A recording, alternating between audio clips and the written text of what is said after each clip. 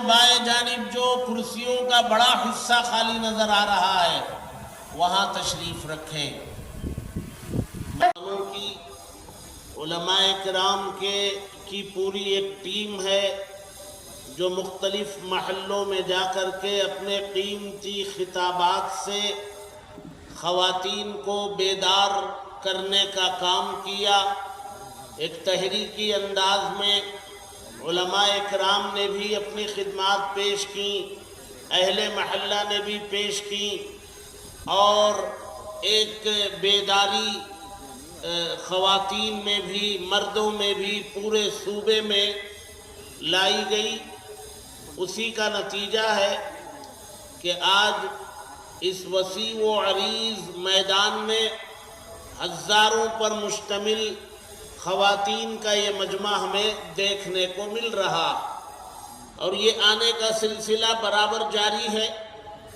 اور جیسا کہ ہمیں اس کا اندازہ ہے کہ یہ سلسلہ دعا تک بھی جاری رہے گا اور لوگ آتے رہیں گے، جڑتے رہیں گے۔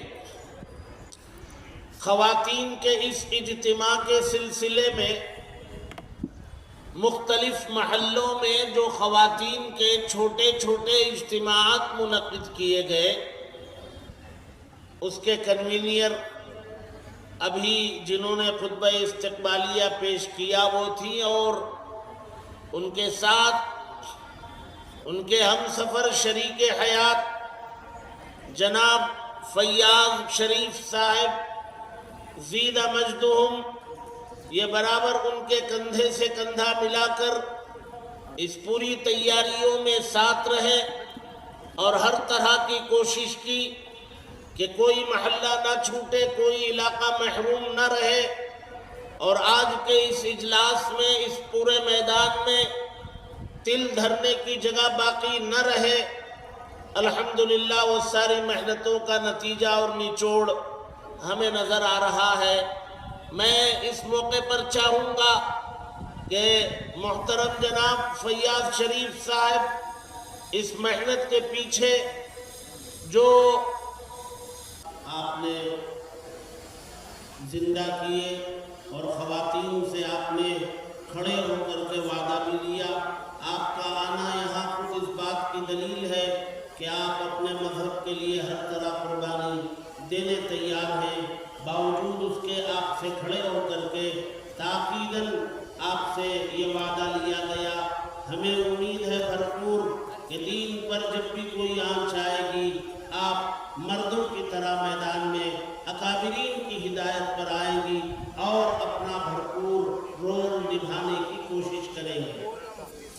اس وقت آل انڈیا مسلم پرسنل لا بورڈ جہاں مختلف مکاتب فکر کا پلیٹ فارم ہے، ہر مکتب فکر کی نمائندگی اس میں موجود ہے، اسی طرح مردوں کے ساتھ خواتین کی بھی وہاں بھرپور نمائندگی ہے۔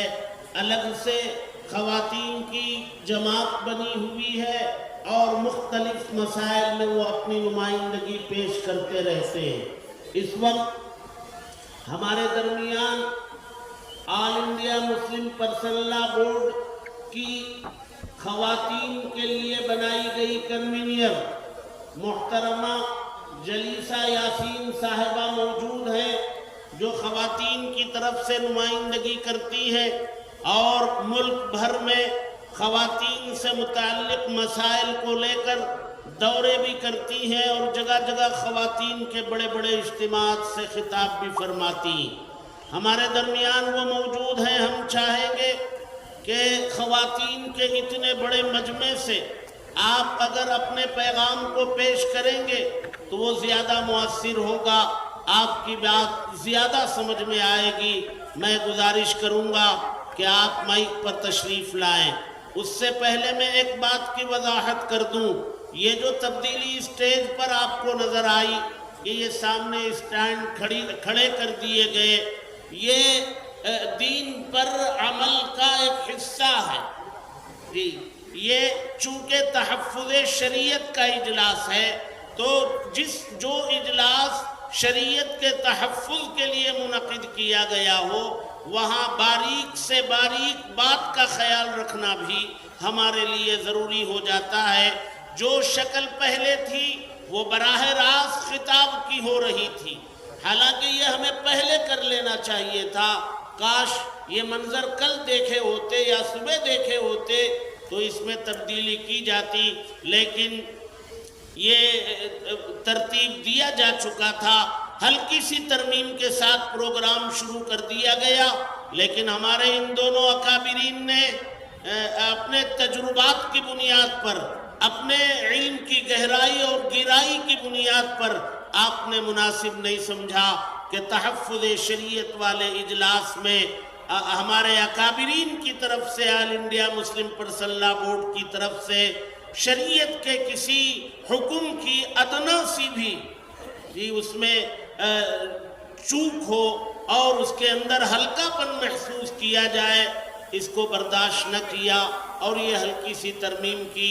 اب یہاں سے خطاب پردے میں کیا جا رہا ہے، باوجود اس کے تھوڑا دائیں بائیں جانب کھلا ہے، جتنا ہم کر سکتے تھے اتنا ہم نے کیا ہے، باقی اللہ کے حوالے کرتے ہیں۔ اللہ تبارک و تعالی نیتوں کو جاننے والے ہیں۔ میں محترمہ جلیسہ یاسین صاحبہ سے گزارش کروں گا کہ وہ اپنے خطاب سے ہم سب کو، خواتین کو بالخصوص مستفید فرمائیں۔ بورڈ بھی ہیں، آپ نے اپنی معلوماتی اور تجربات کی روشنی میں قیمتی خطاب فرمایا اور وقف بورڈ سے متعلق وقف امینڈمنٹ بل، ترمیمی بل جو اب پیش کیا گیا ہے، اس کے خطرات سے واقف کرانے کی بھرپور کوشش کی۔ اللہ تبارک و تعالی جزائے خیر عطا فرمائے۔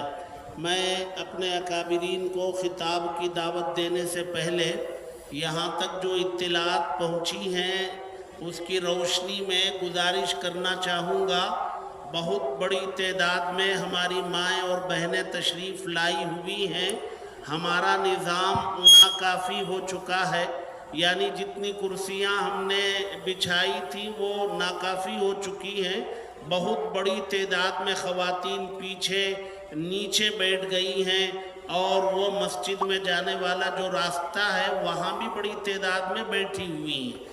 میں ان تمام اپنی ماؤں اور بہنوں سے گزارش کروں گا، اسٹیج کے سامنے میٹ بچھی ہوئی ہے، اسٹیج کے سامنے بہت طویل و عریض، بہت چوڑائی میں یہ میٹ بچھی ہوئی ہے۔